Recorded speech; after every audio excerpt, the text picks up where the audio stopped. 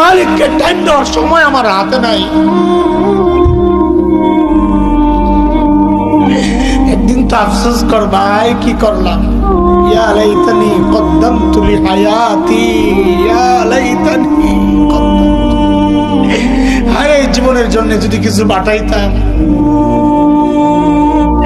এই দেখ আমার দিকে তাকা, আমি তো এখন আফসোস করি, আরে যৌবনের 32টা বছর শেষ করলাম, আরে কি করলাম।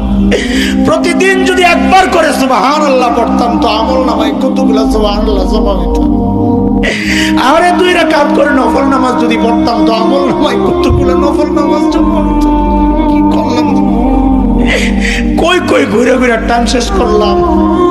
এখন তো আফসোস লাগে যখন আয়নায় দেখি দাড়ি ভাইকা সাদা হয়ে গেছে, যখন দেখি চুল সাদা হয়ে গেছে, বুঝি আরে টাইম তো শেষ, টাইম তো শেষ। ডাক তো এসে পড়বে যে কোনো মুহূর্তে। আই কি করলাম। আরে ভাই আমার, মালিককে টাইম দাও, মালিককে টাইম দাও, ফালতু সময় খাইও না, নষ্ট করো না। আফসোস করতে হবে হাসরের মাঠে যে হাই এই টাইম কেন নষ্ট করলাম, কেন নষ্ট করলাম। আখিরাতের পুঁজি বানাও, আখিরাতের পুঁজি বানাও। পুঁজি তো বানাইছি, কিন্তু ওই ঘাটতির মধ্যে ওই আমল নামায় শুধু গুনার গুনা গুনা।